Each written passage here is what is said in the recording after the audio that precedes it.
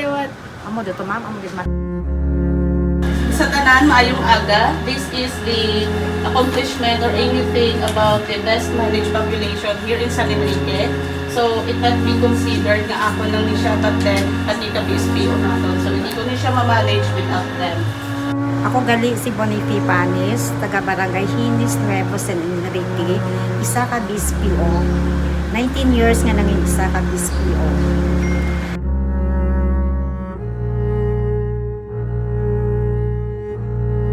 Ako nga hindi malipatan nga bilang isa ako ka BSPO sa time nga nagagather ako ka mga pangbalay-balay ko nga ginalalagas ako kaayam, makahulog ako sa kahon, the time na po nagabusong pa ko 4 months or 5 months.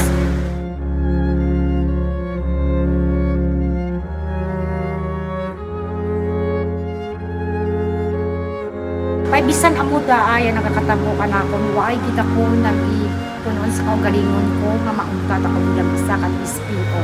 Pira pala ka to allowance na mo, honorarium sa barangay is 350 pag-start ko bilang isa ka BSPO 2007. Tapos amon ka to nga travel allowance is 75 pesos pa lang ka to.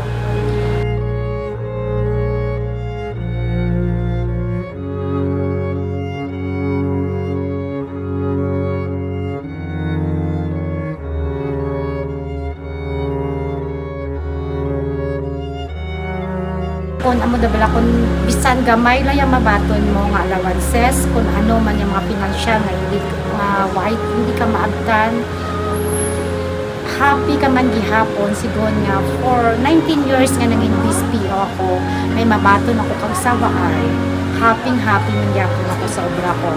It's because naging palangga ko doon sa Bisnoy doon katubi.